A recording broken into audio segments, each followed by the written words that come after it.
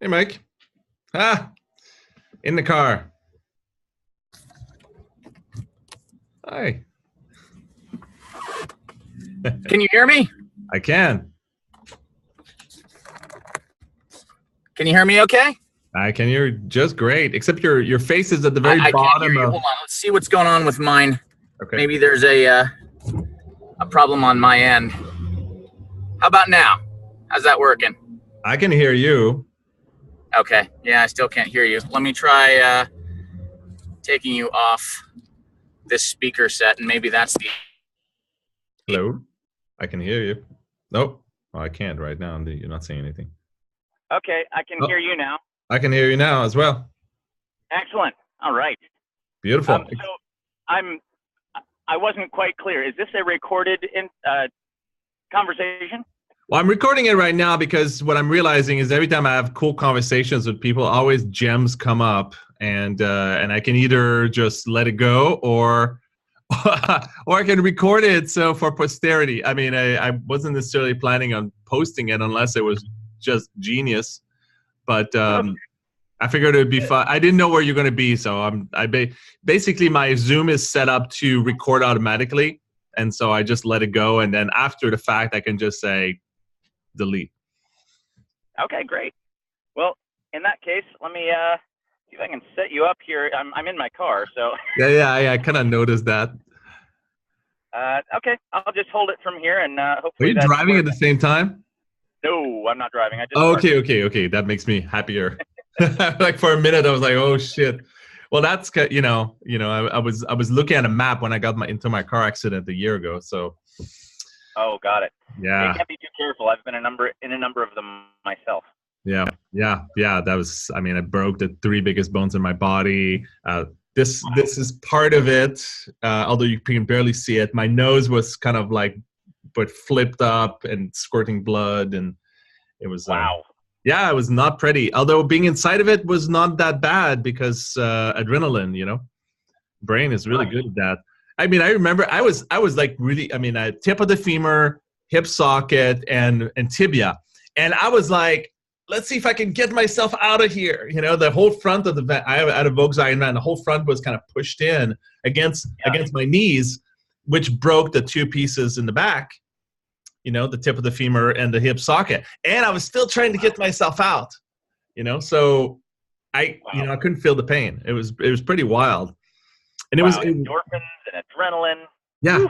Deep clarity too is unbelievable. Like somebody came over and like, "Are you okay?" And I'm like, I'm kind of stuck. I'm a little tight. It's a little tight in here. I mean, I was joking in the moment that, I was gloves coming down my face and I was super broken. It was really incredible. Wow. Yeah. Yeah. So, how are you doing today? I am doing well. Yeah. I'm really beginning to understand the power of staying in touch with people and the power of co-creation. And there's something about like the journey to secure that I want to create, which is about creating a secure network, which is finding people that you really relate to, and you kind of either you mutually balance each other, or it goes one way or the other. But there's a good feeling that comes along with a not necessarily a co-regulation at the level of like we're holding each other, but as a co-regulation at the level at a social emotional level. Oh, absolutely.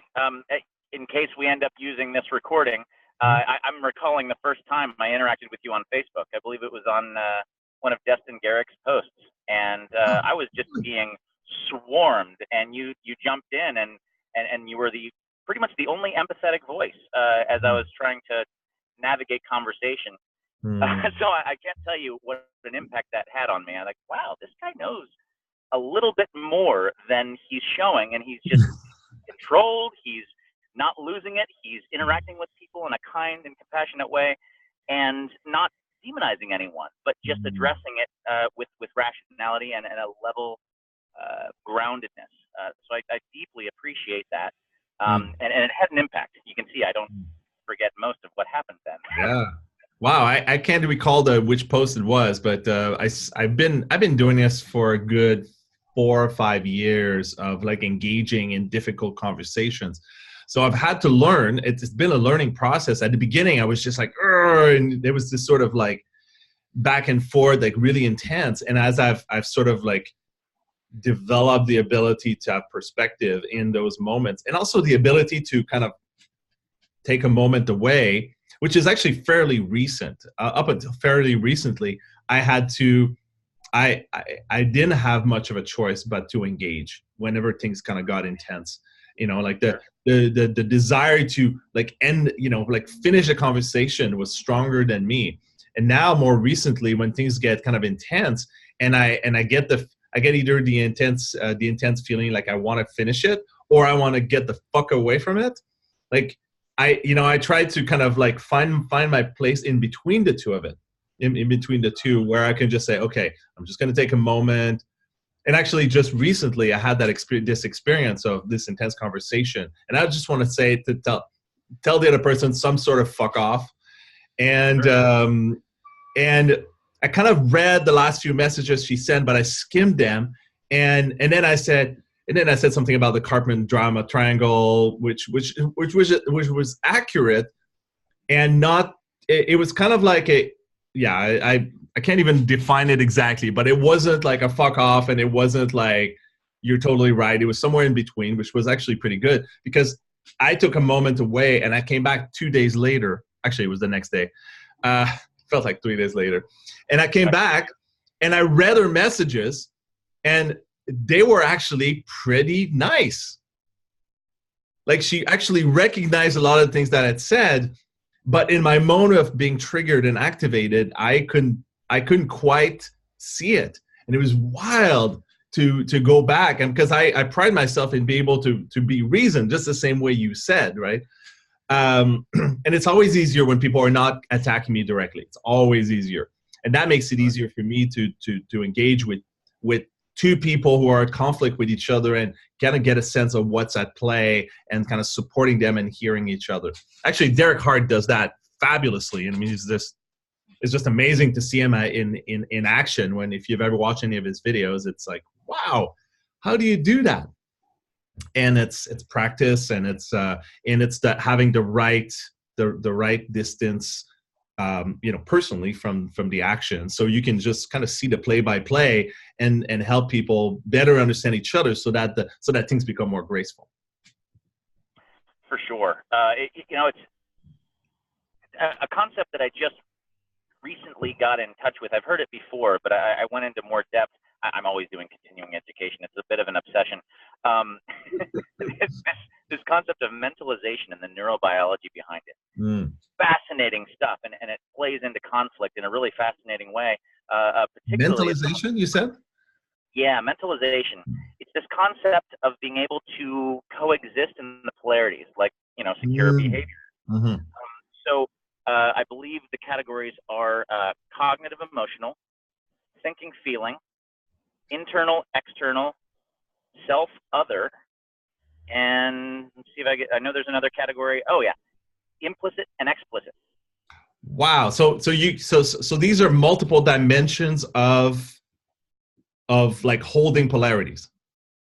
Yes. So in a conversation, someone who is excessively focused on, let's say, externalizing versus noticing what's going on within themselves, Mm-hmm. they're going to blame everyone else around them, and their anger, they're not going to be aware that it comes from a deep hurt, pain, grief that they're not connected to. Yeah, even if it's obvious by everybody else.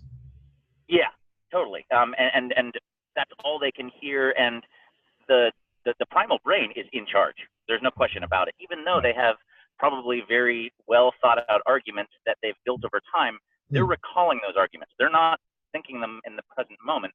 They can only pull past information when Interesting. they're in that state. Nice.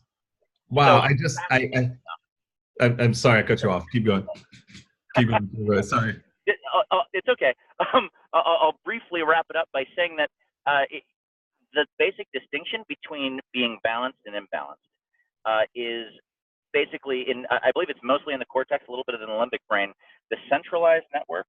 Mm-hmm. So the ventral medial prefrontal cortex. So in the front, in the middle, PFC, where we integrate all of these different polarities and, thinking, feeling, sensing in the body, all of that, back to our anterior cingulate gyrus, which modulates thinking and feeling, social status, as well as body image and esteem. It's fascinating how it does all of those things.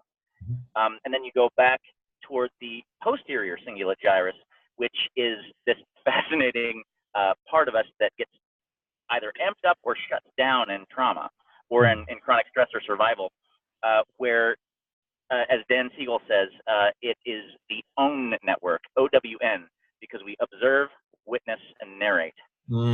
Yeah. And what do we own? What do we observe, witness, and narrate about? Oats, others, and the self. So Dan Siegel's... say it again. Oats again? Say that. Oats is others and the self. Oh, okay. So giving a brief personal, trauma history, part of it, well, at least my healing of it, I went to the Amen Clinic. Dr. Daniel Amen has this process of scanning the brain with SPECT scanners. And by looking at what areas of the brain have more or less brain activity than the rest, it's its own control. It's not like there's a standard. Everyone has their own unique whatever. But if there's way more in one area or way too little in another compared to the rest of the brain, it is significant because it shows what the pattern is as far as potential pathology, and it's way different in different people in surprising ways, where certain medications make people way worse in depression, for example, because if you give someone something that lowers the activity in the limbic brain, for example, if their anterior cingulate gyrus is overworking, right? And you give them, if it's underworking, not working well enough, because it's shut down. If we look at the polyvagal theory, that's shut down, right? And you give them a medication that lowers it, they're going to be a mess. They're, I believe some of the side effects are lowered sex drive and just feeling like you can't, you can't feel, and so on and so forth.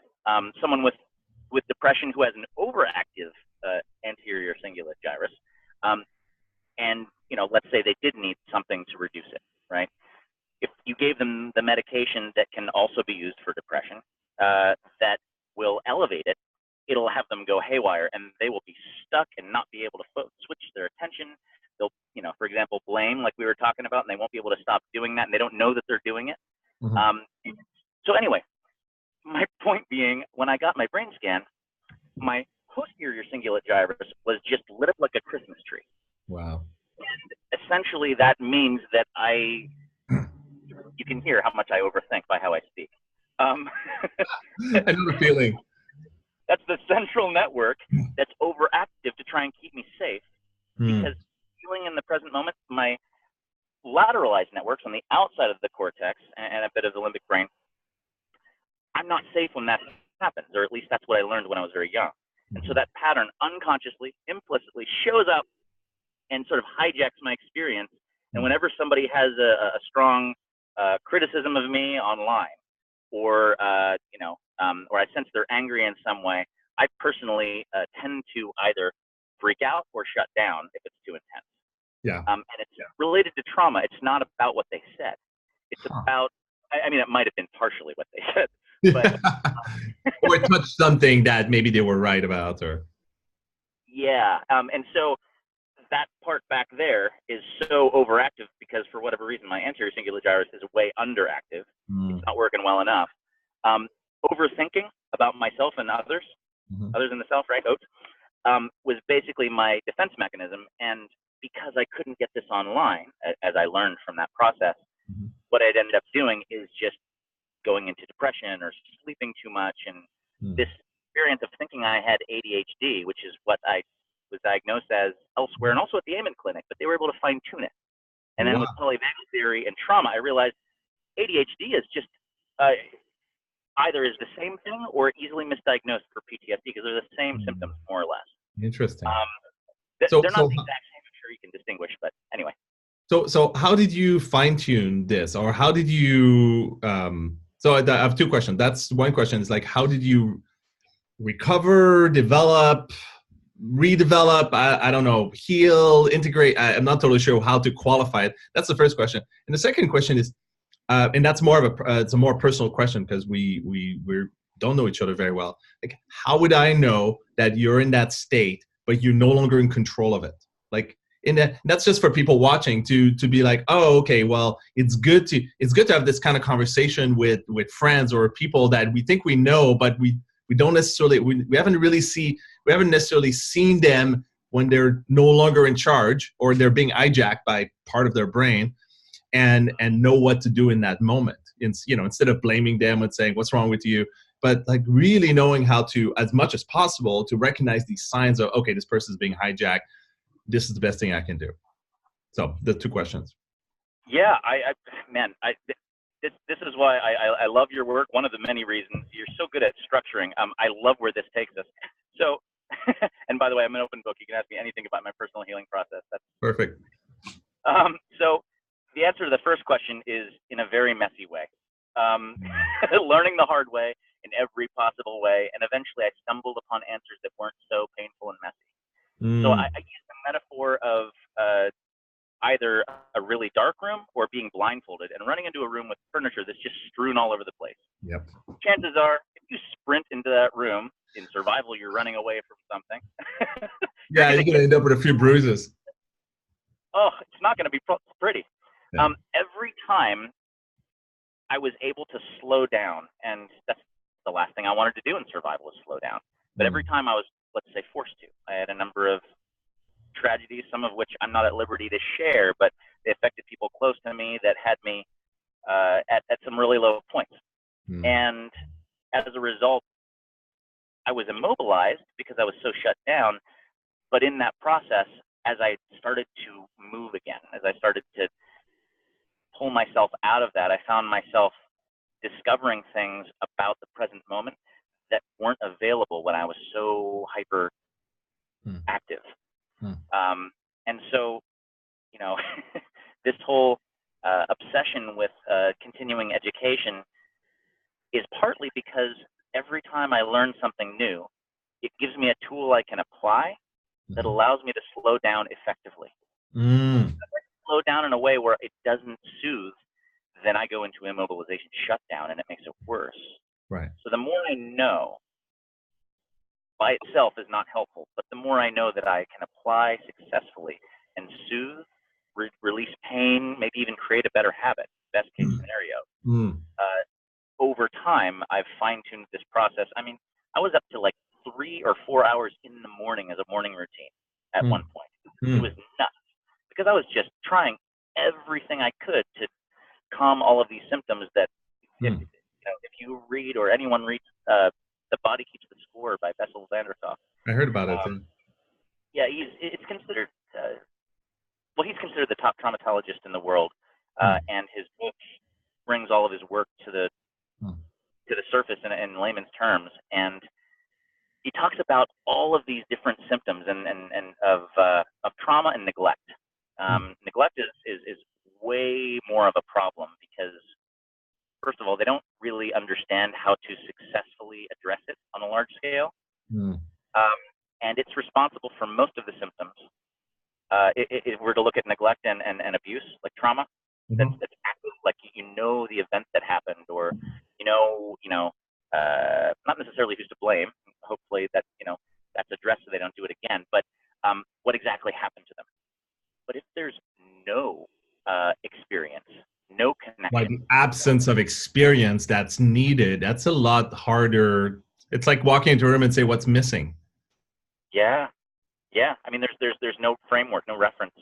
Right. So you're sort of figuring it out from scratch, and I think that's possibly what is happening on a mass scale in our society. Not to do the doom and gloom thing, because there's a lot of great things happening. That part of the issue is we're unaware of the great things that are happening, largely, especially with the way the media is run. And it's not a conspiracy either, as far as I can see. It's just that's what is is successful. It makes money. It gets people's attention when they fire up the fear flares, and get people to pay attention. It gets business. Yeah. Bible thing that perpetuates itself. Well, that's what good marketing is, right? It's agitating the pain, as they call it. Like, pain points.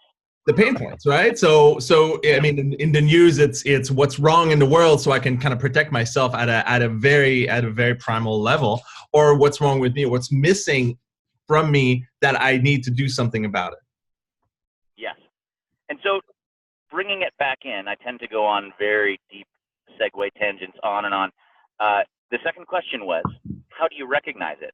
How do I recognize it in you, for example? Because in general, I mean, it could be freeze, fight, flight, freeze, placate. I mean, those are the big ones at a primal level, right? But how do I recognize it in you? And how were you able to recognize that in you, that you could tell other people? I mean, I say this so that people can start to think, oh, wow, I do have my sort of out of control responses to things that are either in front of me, or things that remind me of things that are in front of me, or past experiences that are sort of triggered by current events or events from 2 days ago. And I need to be able to tell people around me, like, I'm not feeling well, or I'm triggered, it's not your fault, or I need this from you, and it's not because you did something wrong. So you don't throw them into their own trigger response. So yes. So if I may say here, about our busyness, we have that in common, and rescheduling our calls and whatnot. That's something I'm very sensitive about doing, and also to others. And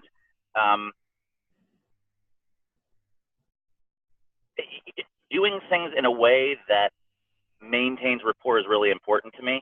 And if I think that I might have crossed a line to inconvenience you, or create a space where it seems like there's any judgment, and I realize it after the fact, it's just devastating. And my response is generally to pull away and to just hide.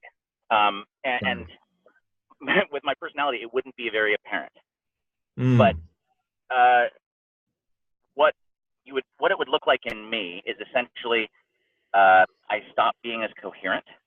My affect will change. I'll either get really stern and intense, or excited, or I'll just sort of look like I'm about to fall asleep. These are all areas on the polyvagal curve where I've learned to recognize I'm not able to mentalize because I'm overly active in my middle networks, or they're shut down. Yeah. And so this is what has led me largely into working with mindfulness as one of the main tools, along with other things, because it's so vital for this concept of creating a balanced mentalization, which it seems to be a cornerstone for secure functioning. Yeah. This idea of, if someone was, let's say, struggling with an over or underactive, default mode network, those centralized networks I was mentioning, what they would want to do is learn to integrate their thinking and their feeling. Because if they're overthinking, and I'm going to digress real quick. Yeah, you can do that with me. I'll pull your back in. Thank you. Every response we have in the nervous system is adaptive. They're all good. Yeah. They're all helpful. And I can't stress that enough. I mean, because of the possibility that this might be broadcast, I can't help but like, open for the audience, if they're watching this. It's important to recognize that whenever we experience something, our brain's doing its job, just maybe not in the right context. Right. It's not optimal, or it's not using all the data, just some of it. And yeah. Absolutely. And so this idea of getting overactive in, others in the self, the oats, and the default mode network, observing, witnessing, narrating, continuing education, what can I possibly do, and like maybe not applying it. That's actually helpful, because that's how I found my solutions.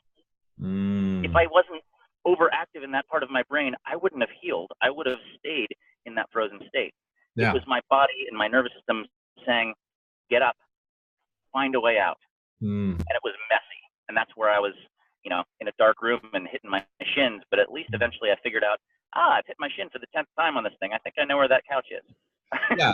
I mean, it sounds like that greater awareness of how you're being served by these mechanisms that are not necessarily optimal, but at least they're getting you somewhere. to that awareness of these mechanisms popping up can also allow you to tell other people, like, hey, I'm in my mechanisms are up, or, you know, there might be like words that you can use that other people can say, oh, looks like this is what's happening for you. Did you notice that? Or I'm seeing that, like, you have some big stuff coming up, or just like, it seems to me like it's important to be able to call these out, either for yourself to other people, or for other people to say, hey, it looks like you're in your stuff, and what's the best way for me to be with you, or some version of that. That seems critical in continuing good rapport and good relationships. No doubt. And that brings me to where I went off on the segue, which, by the way, is a good sign. It means that I'm not offline, that I remembered that. That's right. That good communication, where we share what's going on, that's pertinent to getting present, that is connected to our feelings, our emotions, and our body sensations. Yep. Just that act of communicating in that way improves the anterior cingulate gyrus function.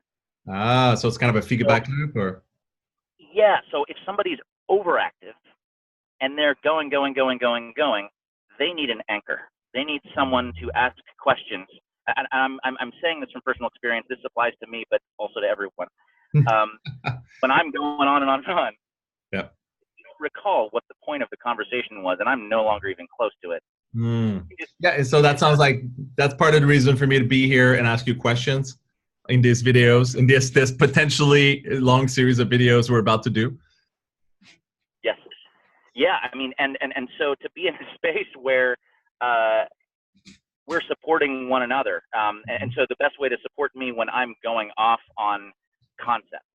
I love concepts, they've saved me, but without applying them in a simple and effective way, it's not necessarily valuable. And so asking questions that draw out what's important in presence. So I could talk about thoughts all I want, but I know the feeling.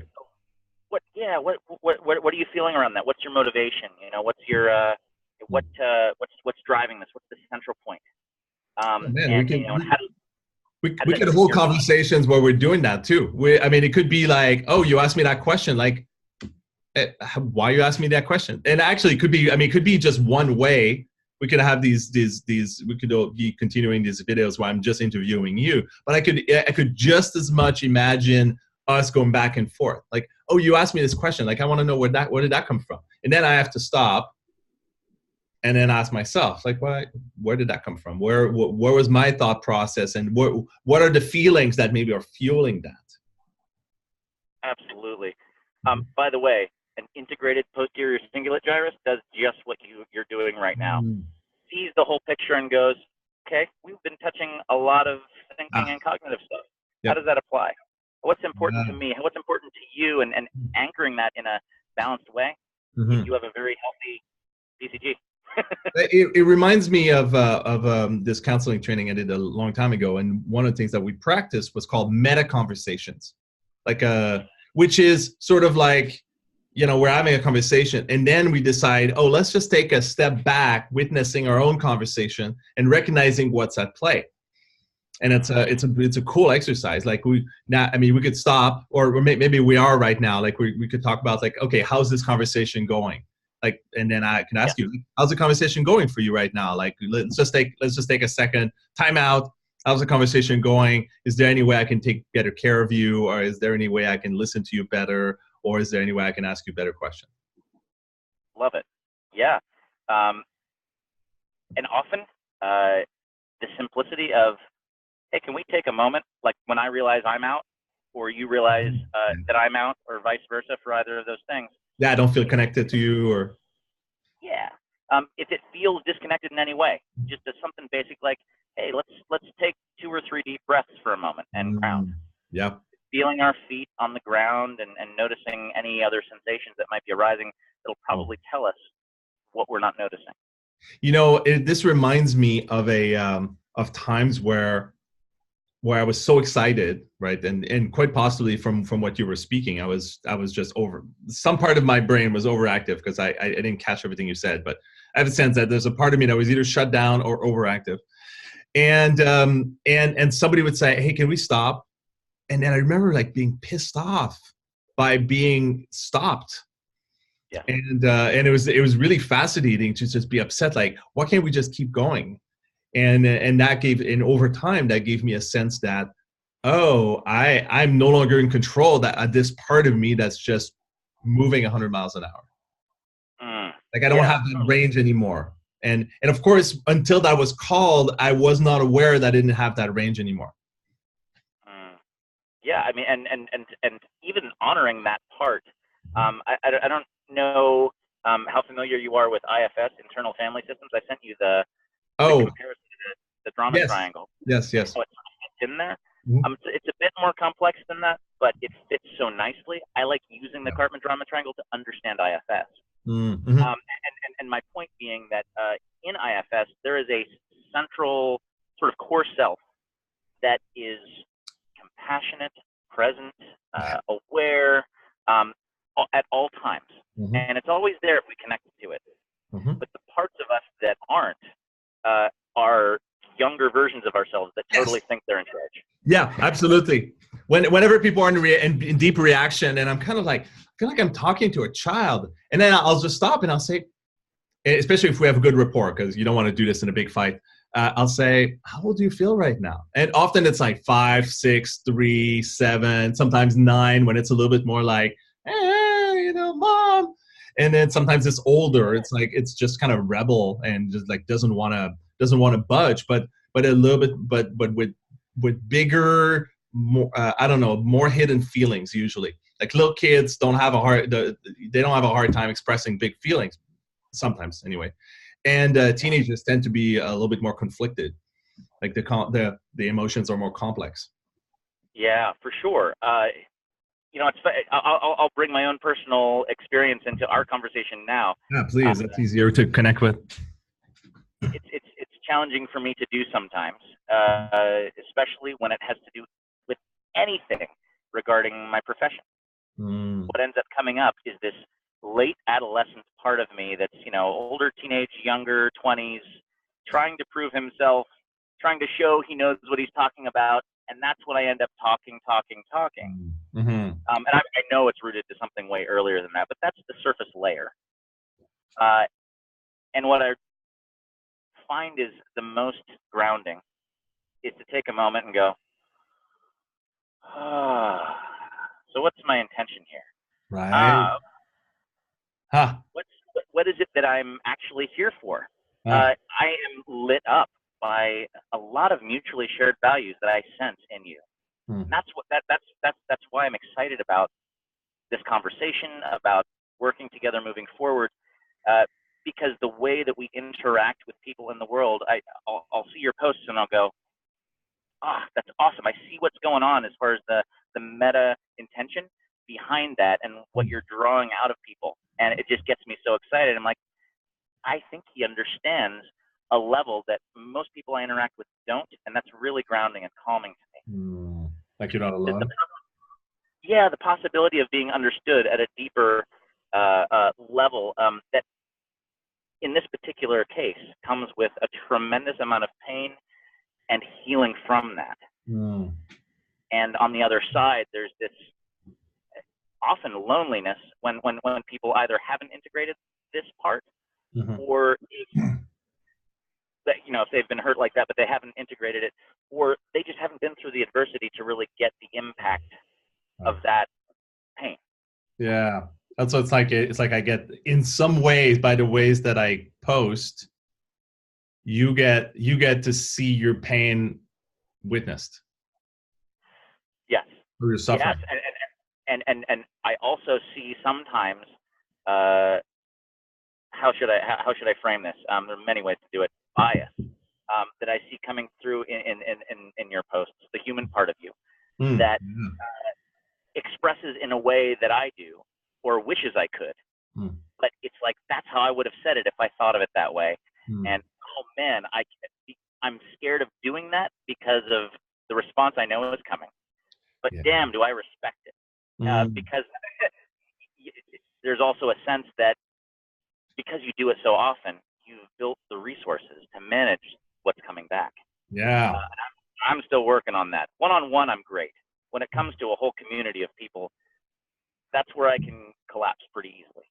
Yeah, I mean, the Facebook's a dojo. I mean, it can be rough, and it's not getting any less rough. I was talking to a friend of mine recently, and I was like, "Wow, I really appreciate the way you post." And I said, "That's great, but I feel like I'm losing all my opponents because they eventually, check out because I'm not here to be convinced. I'm not here to be moralized on. In fact, as the moralism was happening, or the moralism, I started noticing it as such. And so now that I can just name it, I can just say, you're just pushing your moral supremacy on me, and it's not that different than white supremacy, or it's not that different than any other kind of moral precepts that you think are better than mine. That's not a conversation I want to have. I want to have a conversation around how this shows up for you and this shows up for me. I'm not trying to convince you. I don't want you to convince me, not you specifically. Right. And I want to learn from your view of the world that says that these things are more important. I don't want to fight you over it. I want to learn from it and see if I want to take a little bit of that. And I think that's the essence of debate. Like, I think debates, like if you've ever been in debate club, I've never been, but this is kind of the equivalent for me. And if you're in debate, you take both sides. Sometimes you'll take the side you like, sometimes you take the side you don't, and you have to fight for it. And by doing that, you have to see it the way they see it. And it stretches your capacity to handle things, and not just hold on to your guns as the only way to handle things. And to me, that's a lot of what I'm seeing. I'm seeing either some version of a lack of ability to hold multiple positions at once, kind of like what you were saying, that the polarities, but in a different way. But that includes those sub-polarities. Or there's something that says that if you ever believe something different than what you think is best to believe, which is your values and your morals, if you ever take on another position that espouses different morality, that it'll be a slippery slope. And there's this whole concept out there in social justice of emboldening. Like, if you even say yes to anything somebody else is saying, that you're emboldening them. You're actually allowing them to have their way, and their way is harmful because it's not yours. Instead of, if you say yes to it, you're actually extending a hand and you're saying, hey, I can see it your way. Why don't you do the same with me? And let's have a conversation, and let's find a good middle ground. And that's the biggest difficulty that I see happening. And debate is not specifically made for that. It's for, like, okay, I'm going to put my points, you put your points, and you're fighting it off. But to me, the ideal version of the dojo is where we come back in the middle and we shake hands, because we appreciate the quality of the thoughts and the reason and even the emotions that are thrown in, not as a way of connecting, not as a way of disconnecting. And it's tough. Yeah. Oh, tell me about it. That's a really powerful point around the intention to connect versus being right. Yes. And how do we even accomplish that? When someone is stuck in a particular mode, in let's call it, their brain is hijacking them in a particular way because the tribal mode, right? Is survival tribal. Yeah, and there are a couple different types of empathy that I've learned to distinguish recently through a couple different courses in the NICEABM, the National Institute for the Clinical Application of Behavioral Medicine. Even though I'm not a licensed therapist, in my work with coaching and integrative psychology, I find that doing their continuing education work is just vital. Anyway. 5 types of empathy that could be relevant here for developing to support creating safety in our brains and the brains of the people that we're talking to. Because if they don't have a sense of safety, there's not going to be any communication that's about connection. They won't feel like we're in their tribe, and they need to know that we're in their tribe, or they won't drop their defense. And that's essentially what's going on when they are pushing their morality and this blame and this anger and righteousness about it's this way or no way. And if you don't even violently judge and disagree with certain viewpoints, then by default you must be aligned with them. And what it's missing is a couple different types of empathy. One is an empathic resonance, that is to feel what they're feeling. That's a high level skill. Especially online, on Facebook, or on a Facebook thread, like feeling somebody is tough. Yeah, and the concept of getting, well, we need to figure out how to get there. And there are people who are really good at that, but they drain themselves doing it. They call it, one term for it is compassion fatigue, where they're just constantly working with people and they're able to maintain their boundaries more or less, but after a while they're exhausted. And because they're not able to connect to, I forget what the type of empathy it's called, but essentially it's compassion. Compassion being, I have my own self that's differentiated, and you have your own self, and your experience emotionally is not the same as mine, but I can understand what you're experiencing, empathic understanding, like the debate idea, that you're able to go into their point of view and go, well, I'm not feeling that, but if I was, how would I feel and what would my motivations be? And the compassion piece being, how do I take action that doesn't collapse my boundaries? And so are yours. And that is quite a skill. And it requires, like you were saying, when you agree with somebody, it doesn't mean that, or you're kind to them, or you don't vehemently disagree. It doesn't mean that you're totally aligned. It means you're creating a human connection, is really what it means. And it might mean that you're aligned, but there is probably a 99.99999% chance that you're not, and that everyone's so different that the only space to go if we're online with our cortex truly, and we're safe, is to recognize there's something to learn from that person.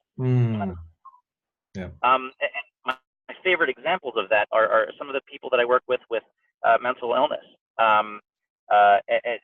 particularly. I don't think this is considered mental illness, but more of it's definitely not. Down syndrome. I've worked with this one person. He's in his 50s and just sweet human being. And we do exercise and different things to help keep him healthy. But I found that my job has turned into attuning with him. And most of what he says is either fun, funny, interesting, or just downright offensive. And learning to interact with someone when I know there's absolutely no capacity for anything but agreement, and finding a way to connect with his perspective has taught me so much about what it can take when you're triggered. I mean, work an hour a day, 5 days a week with somebody who has one opinion that's basically hell-bent on saying, you're wrong, I'm right. Eventually it wears on you, no matter who you are. And after about 15 years, I've learned a couple tools for managing that. And I have my days where I have to stay quiet, otherwise it won't go well. And I know he can't help it, so I need to, okay, I'm just going to get through the session and we'll try again tomorrow. That's actually really great, because you're able to recognize your own limits. And that, to me, that brings it back to just sort of the being mindful and being able to take different positions, and also to be able to know when you can't empathize or be compassionate. And the best, what's the best version of engagement that you can have, given that sometimes you don't have a choice about engaging with someone. Whether it's a boss or a partner or a brother or sister or a lover or just about anybody else, like to be able to say, okay, based on my resources and based on on my best version of like checking in with myself, whether by recognizing my own behavior, like in a fairly objective way, or recognizing how the tightness in my body, or I don't know how you recognize that this part of your brain is lit up like a Christmas tree. I mean, It could be the pace of your speech. I mean, there are patterns to recognize when we're not in control anymore. And so, and actually earlier when you were speaking, you went from speaking fast to speaking slower. And it was just like, it was like a radical shift in how you felt to me. And I recognize that for myself, that, and I call that speaking from, not just from speaking from the head all the way to speaking from the heart. Like the heart feels slower as a speech. And I think touch or the somatic way of speaking is even slower. And the way I recognize this is, if you touch a hot plate, how many seconds does it take before you feel it burning you, right? So to me, that's the pace of the body. Like you can move fast, but if I was to speak at the pace of my body, I would slow down even more. So there's like the fast pace of the mind, quick pattern recognition, and the pace of the heart, which is speaking from as the emotions sort of unfold, which is a little bit slower, and then speaking as the body. And I wanted to connect that. It's been about 20 minutes actually. I wanted to connect to DBT, dialectic behavioral therapy. Have you heard about that? Cool. Yeah. It sounds familiar, but I'm not sure exactly what it's about. So if CBT, which is cognitive behavioral therapy, if that's sort of the standard thing you do, it's in a psychotherapy session, like you talk about the narrative. It's talk therapy, right? So talk therapy is great for having conversation around what happened in the past, what's happening now, or what might happen in the future. But if you're like somebody like who has, and I might be messing this up, so I just want to say I'm not a psychotherapist. Right off the bat, Google it, but better even talk to a psychotherapist, and hopefully they know what they're talking about this stuff. So DBT is for one application is for people who are bipolar and borderline, and it's for moments where you're basically having a massive freak out moment, and you need to basically catch yourself doing that, and there's nobody else to do it for you. And so there are techniques they're mindfulness techniques, which are about essentially catching yourself in the moment of freaking out, and doing there are particular somatic techniques, and also I think emotional techniques and mind techniques that basically sort of bring you back to a level of cognitive ability that is greater than it was, so you can actually think straight and do something with your day. Because I had a friend who was like, yeah, every once in a while I'm out for a week, I'm crying every day, my skin feel like it's on fire, and I want to kill myself. and everything, and these techniques have helped her not go there, kind of like not necessarily dismiss the symptoms, but to recognize these symptoms for what they are, and to kind of roll with them instead of being stuck or feel like she's stuck. And so she's able to get herself unstuck, so she eats and sleeps and does all the basic things until the whole episode is gone.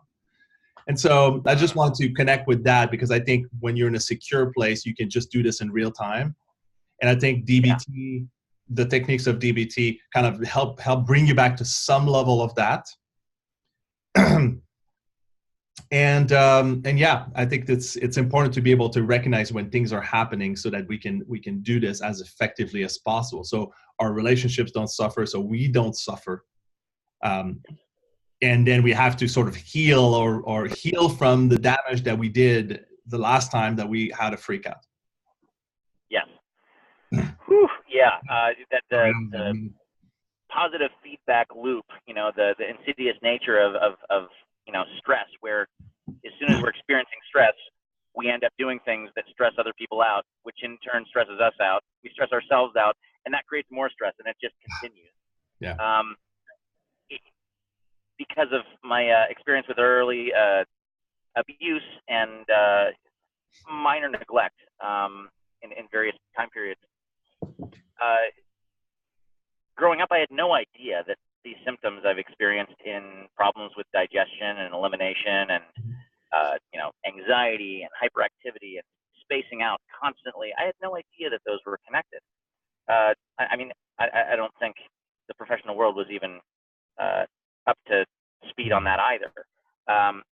But man, to recognize when someone's in deep enough pain, regardless of how well we can navigate our own somatics and attune to them, if they're in that level of survival, they need to address the body. Yeah, that's right. They need major support. And it's interesting because I've learned to integrate to the level where my brain works well enough where I can study. In grade school, someone used to ask me a math problem and I'd burst into tears. Not because I didn't understand it, but because I couldn't shift into cognitive mode. It wasn't possible for me. And I had no awareness that there was anything wrong in my life. I had no clue. I thought everything was fine. I was a normal kid. I liked skateboarding and sports and, playing the drums and listening to heavy metal. And it was just, a normal life. So I thought, and all of these things that I did, I experimented with drugs and alcohol really young. It was, before junior high. And all of these compulsions to try and soothe and release pain and escape and, just try and feel normal. I just thought, oh, this is what kids do. I had no idea. So when people grow up and think that, for example, now this is a bit controversial. If this is on a public forum, I'm just going to sort of preamble it with that. That the research is there, but autoimmune diseases essentially are, think about it, it's the body attacking itself. And the correlates of the emotional experience of not only holding the weight of the world, but trying to look perfect, trying to pretend that we're not in pain, and these things could be correlated with neglect, trauma, abuse, any of those things, and likely are to some degree. But when people are in enough pain, they numb out, so they have no idea that's going on. So I guess that's where I'm going here is, from personal experience, when I wasn't able to be reached, I really wasn't able to be reached. I've learned to, over my lifetime, and I use this very little now, but there was a period of probably 10 to 15 years where I didn't even know I was doing this. It was memorized lines to say in response to what people were saying to me, so I didn't have to engage. So, I would have, like, oh, cool, or, oh, yep, oh, totally, and then when it didn't fit, I would go, oh, wait, sorry, I was distracted. I'd have all of these layers of response that were automated so I could stay in a safe place in my head and disconnect from my body. And, when we're disconnected with our body, the body sensations, the emotions, there is no chance we're going to be able to have a rational conversation with ourselves, let alone somebody else. And so these triggers still pop up for me, but being at a certain stage of integration, sort of wrapping up where I was going with this, where my brain can function right, I can look at the overall picture now and go, oh, okay, I can see generally what my patterns were this last week. That was a pretty bad week, and I can be very gentle with myself. Not as a judgment, but as a, man, I let myself go into a lot of pain. And I didn't try and stop it. I tried to pretend it was okay, and I did that on a consistent basis. Oh, look, I have 20 more pounds in my body. That's never happened before. Yeah, that's another level of stress that I'm internalizing and not looking at, for example. So the layers to this and the compassion we can learn to hold for ourselves, and therefore in these conversations where people are not only not in out of survival, they're not in safety, but they're not capable of it without an unbelievable amount of support that they don't know they need. Wow. Okay, so this feels like a whole onion to peel off from that we could peel off from that we could peel for many sessions. So that was amazing, and I know that we could go many different directions. What I would like to know is what's a good what's a simple, good way that people can begin to recognize these patterns of survival? Just like it's just a very simple thing that people can just kind of remind themselves, then kind of think of for this week until we do this next week. Hopefully we do. Yeah, I'm inviting you to do this next week again. How about that? Wonderful. I love that. It's what's a simple thing? I mean, because there's just so many things and it can be overwhelming and people have their lives. What's a simple question that or a simple kind of observation they can do, a simple exercise, observation, question they can ask themselves to support them and begin to recognize these patterns of survival? So in order to answer that question, I'm going to give a basic framework because there can't really be a uniform answer, because for some people that can be re-triggering, even re-traumatizing to focus in certain ways. So we want to find the ways that you can do this type of exercise I'm about to mention, which is based on Dr. Dan Siegel's Wheel of Awareness practice. The goal of that is to integrate consciousness. Be aware that there is a knower that is focusing attention on, for example, the sense of sight or hearing or touch, taste or smell, and that there is a space between that experience of being the knower and the attention, the mind, and the known, the senses, or the interior of the body, or what's in the mind, or our relational sense, or even the meta-awareness of awareness itself, awareness of awareness itself. So having covered those points, the simple exercise that can lead to an observation is to take a moment to observe the breath and how it's flowing naturally, and sense where you are aware of that, whether it's in and out of the nostril. Maybe it's warmer or cooler on the way in or out. Maybe it's focus on sensations wherever they happen. Yeah, and specifically the breathing to start. And imagine that the breath, the sensation of the breath, whether it's in and out of the nostrils, the throat, the chest rising and falling, the belly expanding out and in, however you notice that. And there's no right or wrong way, but notice how it's comfortable to notice it. Let that be you centering yourself into the experience of being the knower. And from that place, maybe it's 3 breaths. It doesn't take much. From just being in the sensations of wherever you notice the breath in and out, extend your focus of attention to one place. And it might just jump out at you. Like, oh yeah, I notice the light around me, or the shapes or the colors, so the sense of sight.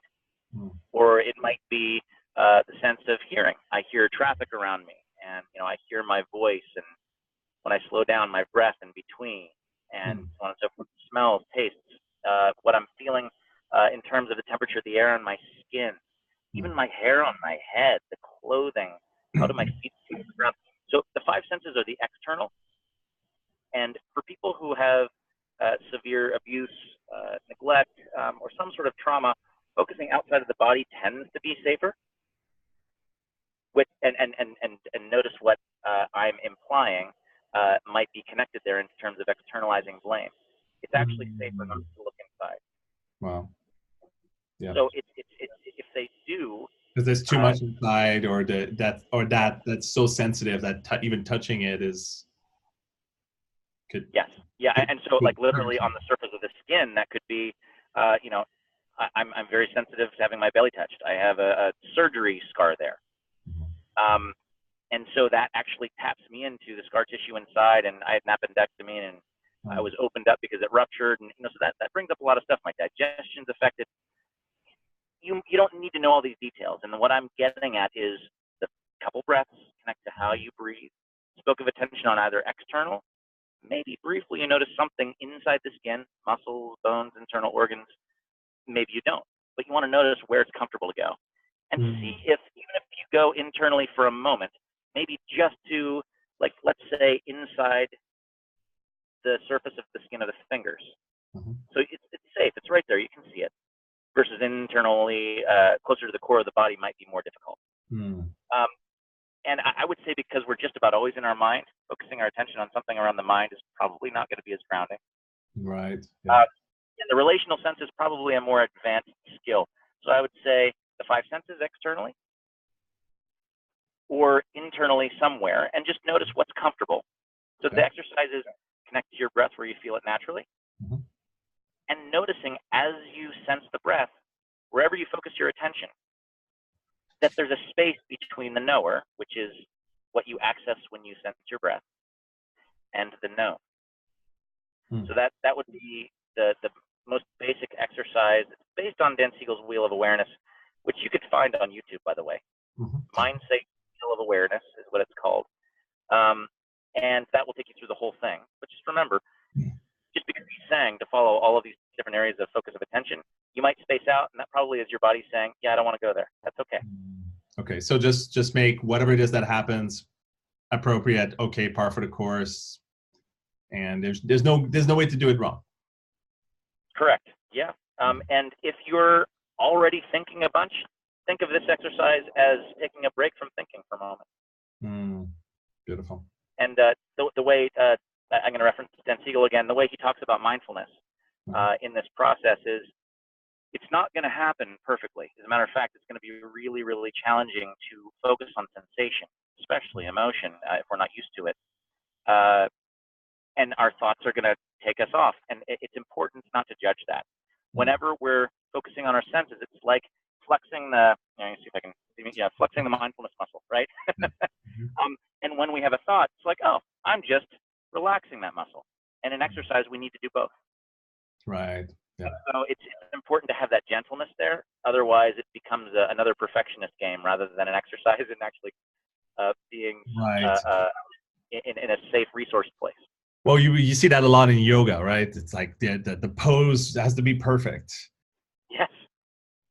Instead of let's just develop awareness of the body. And I mean, there's some yoga teachers that are just say, just notice how you feel in the pose. Just if you want to adjust it, not from a place of insecurity or of a place that's got to be perfect, but from a place of this feels right. Then you gain more, you develop a greater knowing or greater somatic intelligence, as I like to call it. No doubt. Pushing it harder usually numbs out and perpetuates the problems. That's well said. Yeah. All right. Well, this feels like a good place to stop. What do you think? Yeah. All right. Same here. That was amazing. Likewise, Philippe. Always a pleasure. By the way, I have not spoken with you about the pronunciation of your name. Is it Felipe or Philippe? It's so there's Philip and there's Felipe, and I'm right in the middle. So in Quebecois, in French Canadian, it's Philippe. Got it. Okay, cool. Yeah. Thank you. I appreciate that because I've been saying it several different ways. I'm like, I should probably ask him. Yeah, no, it's fine. I will answer all the versions because I'm used to it. And also, as they say, what was that? How to win friends and influence people. What's the name? Dale Carnegie. He used to say that there is one word that we like more than all the other words in English language. Our name. Apparently, I mean that's just from doing their own either surveys or studies or whatnot. But it's the one word that is said with the most significance across your life, or typically is. Yeah, and we practice it constantly. Think about practicing writing. It's first, let's learn your name. Yeah, and people call us and engage with us. I mean, there's a whole world into the name, and I know people who change their name because they want to reinvent themselves. And there are some people who like, no, I'm going to keep the name and I'm going to reinvent myself. And it's just a different experience. No doubt. Yeah. Cool. All right. Well, thank you so much. Thank you. Absolutely. I'm going to stop this video in just a second, but I mean, basically I'll edit the end of it. This whole idea that I'm developing about like creating more videos. So right now it's ended. I'm just gonna trim it. Okay, cool.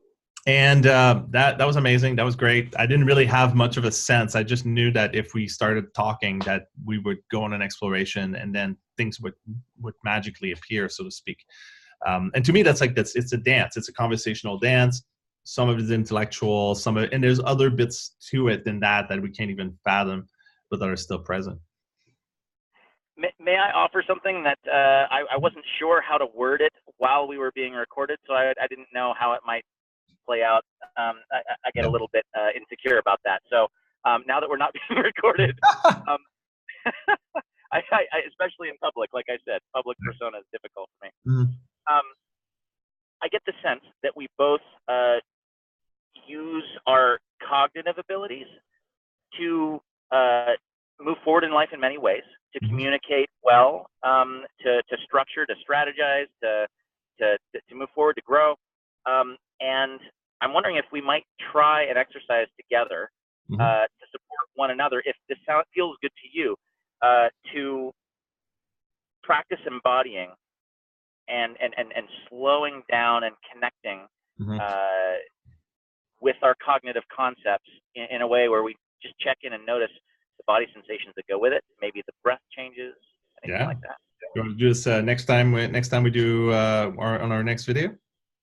Yeah, sounds great. Perfect. We can start with that. And that'll be that can be part of it can also be part of something that people can learn as they're witnessing us in this conversation. And at some point, speaking of which, if you want to provide this resource to the community, we could do a call where the intention is for me to take everyone who's listening through the guided mindfulness practice of the Wheel of Awareness.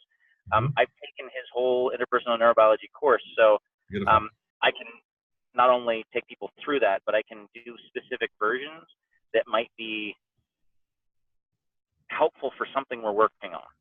Perfect. That's great. It takes anywhere from 30 to 45 minutes. Okay. So the whole thing is pretty extensive, but man, is it effective. I do it every morning in my meditation practice, along with some embodiment work, just to practice all the parts of integrating consciousness to make sure I'm practicing what I preach, but it definitely helps my life too. So here's the thought. Here's the thought. So that sounds great. And a thought that came to mind is, I'm going to take this video.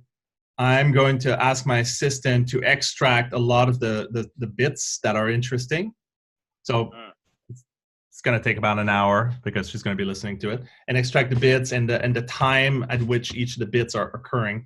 And then once she's done that, I'm going to, and then we can see. I would like to use this video as kind of like a starting point for us to do a series. And then I would like, whoops, just lost your video. It doesn't matter. And I would like us to just sort of like just feel into the next topic. And I think the one you announced is perfect. That'd be a great way to kind of like take a next step. Do you mean that I announced? Do you mean the exercise at the end that I mentioned? No. The exercise at the end was that. No, the thing you just mentioned, that's 15, 20 minutes. If I say 15, 30 minutes, 20 or 20, 30 minutes. Like we could start with that. Oh, I'd love to. That'd be great. So little secret between you and I. When I first learned this work, I was not just facilitating it. I was using it for myself as I was teaching it. Nice. Perfect. And, maybe that's, helpful in some sense, but ultimately I needed it so desperately. It was a huge motivation for me to offer it to my clients and to really strongly encourage them to practice this way of integrating, because it was so helpful for me, and I found myself benefiting from teaching. And so when I go into that mode, I feel like my higher self is coming through, is what it feels like. Right. Great. It's like I just sort of sink into the space of yes, I'm present. This is where I'm meant to be. And there are not a whole lot of places I experienced that in life other than maybe skateboarding and maybe a really great sexual experience. Beautiful. So, yeah. All right. I'm down. That sounds amazing.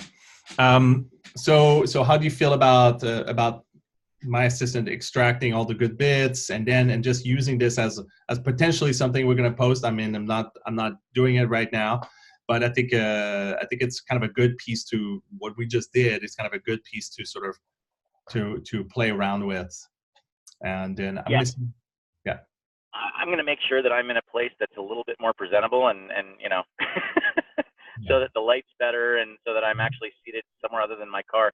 Ah, Um, yep. but yeah, there are a couple spots where definitely was not embodied and I was going off on a tangent. Um, it would be cool to hear your perspective on it and how it went. But I Mhm. tend to be overly critical of myself. There were spaces where the tangents I thought might not leave a lot of clarity for people watching. That is, I mean, to me, that is part of it's. Some of it is, stuff work you're doing with yourself, and there's work I'm doing with myself. I can see when I start to go so far out on a tangent that I'm like, oh, I'm having a hard time coming back. And there are times where I'm free flowing, which is a different thing. And there's also the two of us learning to engage with each other that in a way that is graceful. So there's just a lot going on, and I have a lot of compassion for the messiness that occurs as we get to learn how to engage, and as I get to learn to just sort of like hold a solid container that actually supports you in coming back. Thank you. And you did that a number of times throughout this process, which is I really enjoy that, and you're very talented. Thank you. I appreciate it very much. I feel uh, contained, and there's a safety in my system with how you approach conversation. It's a gift. I'm deeply grateful. Thank you. Yeah, you're welcome. And I'm also planning on starting to do this with other people, because I'm realizing that as I'm focusing on some people in my life and that I want to engage with, part of what's missing for me is this level of conversation. And so I figured that I can do this at a coffee shop, or I can or in some cases I can just do it together with because you're too far away. And as we're doing these conversations, that what might arise out of that is more collaboration outside of that as well. So I want to try to overlap the conversations in a way that can be presented to the world, because there's goodness in these conversations, and in as I do this with the people in my life that I feel, including you and Danielle, where I feel like there's an arising possible collaboration. I think there's going to be good things coming out of that. Very cool. I agree. I can't help but notice and that this connection and another one that I was not expecting to arise, someone I've known for almost a decade now, is happening at the same time. Mm-hmm. And I wonder if connecting you two would be helpful. So his name's Mike Schumann, and he's put together with his partner this organization he calls the World Summit. Mm-hmm. And the Oh yeah, I idea heard about it. Oh, you have? Mm-hmm. Cool. So the idea is sort of like emotionally intelligent conversations that Mm-hmm. that elicit meaningful conversations where people share what they really love, and they get to create um, a life where they do what they love and make money at it. And that the way to increase that capital is to add more value to society with more emotionally intelligent conversations. Yeah. And he wants to bring Danielle and I into the documentary. Mm. And my sense is if he got a chance to talk to you on what you're doing, that he would probably want to engage with you in that way.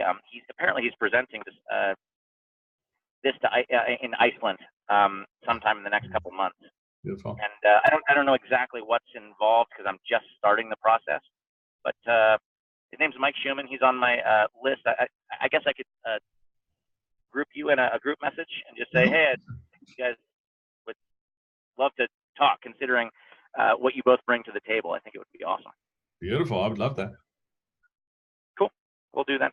Awesome. Thank you so much, Mike. You're welcome. Thank you. Yeah. All right. I'll start fiddling around and playing around with this material that we have and see what we can come up with. I will not post it until you give your thumbs up. If that case maybe. Yeah. You know what? That just saying it out loud, my fears. That was all I needed. I trust you. Post whatever you'd like of that. Okay. All right. So this might be the beginning. Cool. All right. All right. I'll talk to you later. All right. Take care. Bye.